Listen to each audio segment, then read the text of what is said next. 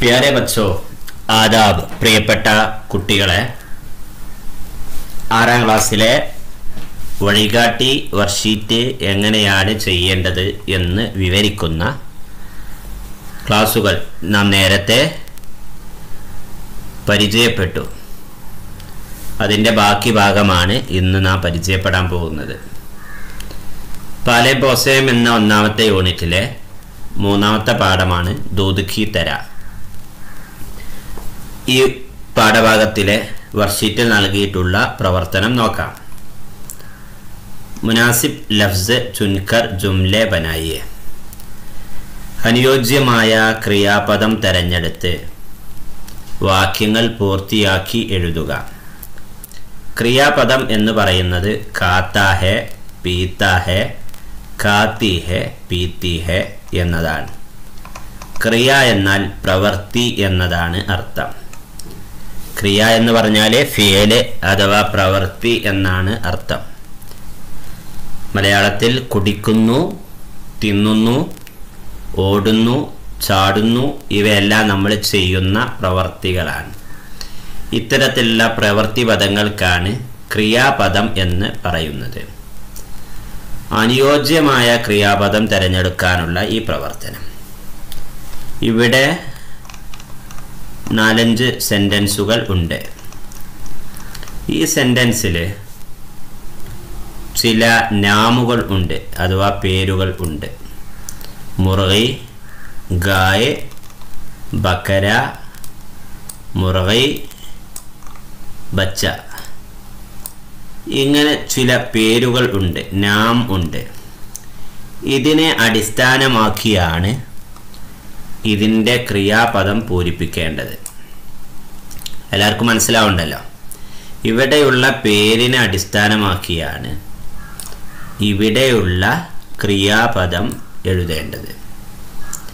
ഖാത്താ ഹെ എന്നാണോ ഖാത്തി ഹെ എന്നാണോ എഴുതേണ്ടത്, അതുപോലെ പീത്താ ഹെ എന്നാണോ പീത്തി ഹെ എന്നാണോ എഴുതേണ്ടത് എന്ന് തീരുമാനിക്കുന്നത് ഇതിലെ ആദ്യ നാമത്തെ അടിസ്ഥാനമാക്കിയാണ്.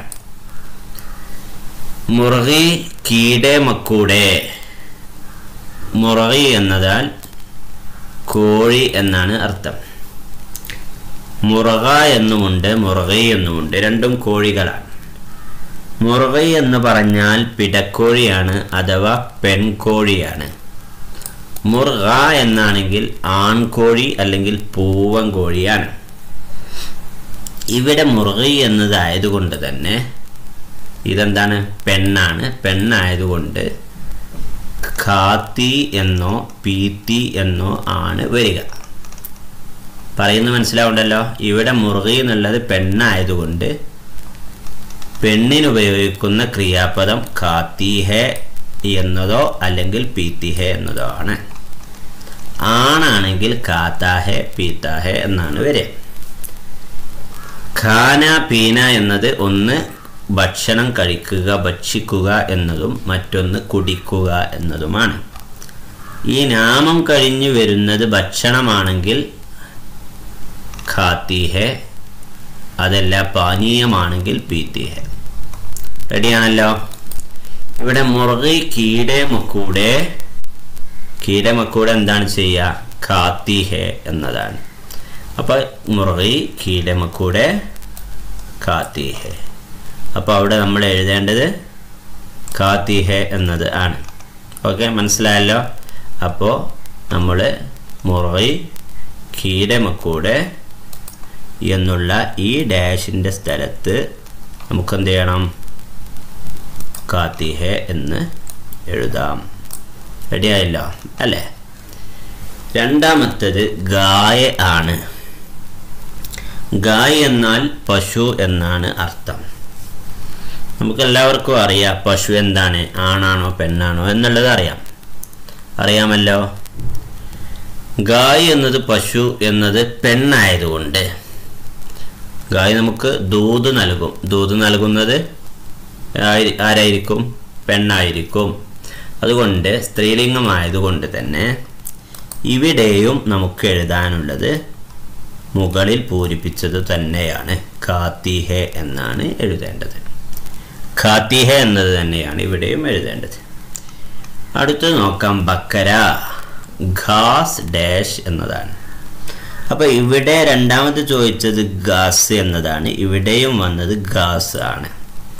ഇവിടെ നമ്മൾ ഖാത്തി ഹെ എന്ന് എഴുതി. ഇനി ബക്കര എന്നുള്ളിടത്ത് നമ്മൾ എന്ത് എഴുതും എന്നുള്ളതാണ്. ബക്കര എന്നതിൻ്റെ അർത്ഥം ആട് എന്നതാണ്, പക്ഷേ ആൺ ആടാണ്. ബക്കര എന്ന് പറഞ്ഞാൽ ആണാടാണ്. ആണാട് ആയതുകൊണ്ട് ബക്കരി എന്നും പറയാം, ബക്കര എന്നും പറയാം. ഏതിന്? ആടിന്. ബക്കര എന്നാണെങ്കിൽ ആണാടാണ്. ആണാടായതുകൊണ്ട് തന്നെ ഘാസ് കഴിഞ്ഞിട്ട് ഇവിടെ ഖാത്തി ഹെ എന്നാണ് എഴുതിയിരുന്നത്.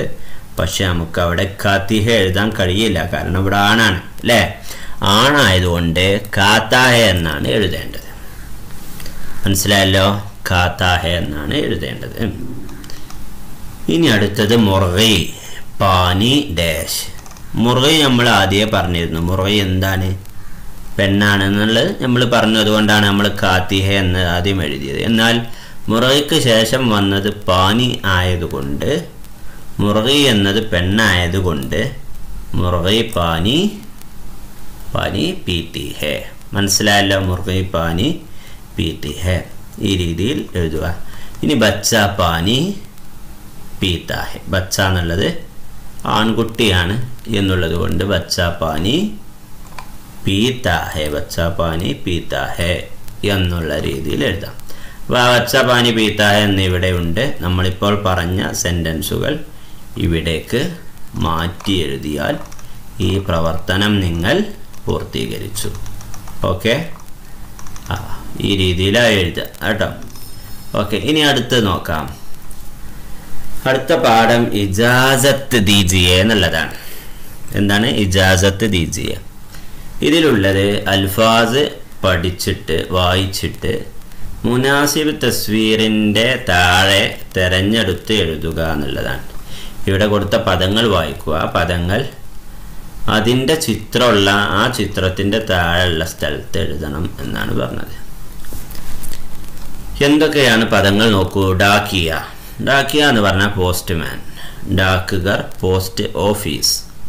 വാട്സ്ആപ്പ് വാട്സപ്പ് അല്ലേ. വാട്സപ്പ് അറിയാത്തവർ ഇപ്പോൾ ആരും ഉണ്ടാവില്ല. ഡാക്ക് ടിക്കറ്റ്. ഡാക്ക് ടിക്കറ്റ് എന്ന് പറഞ്ഞാൽ സ്റ്റാമ്പിനാണ് ഡാക്ക് ടിക്കറ്റ് എന്ന് പറയാം. ഓക്കെ, ഡാക്ക് ടിക്കറ്റ് എന്തിനാ പറയുക? ഓക്കെ, സ്റ്റാമ്പിനാണ് പറയാം. ലിഫാഫ എന്ന് പറഞ്ഞാൽ കവർ. ലിഫാഫ കവർ. ഫേസ്ബുക്ക് എന്ന് പറഞ്ഞാലോ ഫേസ്ബുക്ക് അല്ലേ. ഫേസ്ബുക്ക് എല്ലാവർക്കും അറിയില്ലേ? യെസ്. ഓക്കെ, ഇനി നമുക്ക് ഇവിടെ കുറച്ച് എന്തുണ്ട്? ചിത്രങ്ങളുണ്ട്. ഈ ചിത്രത്തിന് താഴെ അതിൻ്റെ എഴുതണം. ഓക്കെ, നമുക്ക് അറിയാവുന്നത് ആദ്യം എഴുതാം. ഇപ്പം ഞാൻ ഇപ്പോൾ പറഞ്ഞത് എന്താണ് സാധനം? സ്റ്റാമ്പാണ്. സ്റ്റാമ്പിന് എന്താ ഞാൻ പറഞ്ഞത് നിങ്ങളോട് പറഞ്ഞു. എന്താണ് സ്റ്റാമ്പിന് പറയാം? ഡാക്ക് ടിക്കറ്റ് എന്നാണ് പറയാം. ആ ഡാക്ക് ടിക്കറ്റ് നമുക്ക് എന്ത് ചെയ്യാം? ഈ ഡാക്ക് ടിക്കറ്റ് നമുക്ക് ഇവിടെ എഴുതാം. ഓക്കെ, റെഡി ആയില്ലേ? ഡാക്ക് ടിക്കറ്റ് എന്നുള്ള ഇവിടുന്ന് തിരഞ്ഞെടുത്തിട്ട് ഇവിടെ എഴുതിയാൽ ഡാക്ക് ടിക്കറ്റായി. ഓക്കെ, ഇനി ഇവിടെ ഡാക്ക് ഗർ അല്ലേ, പോസ്റ്റ് ഓഫീസ്.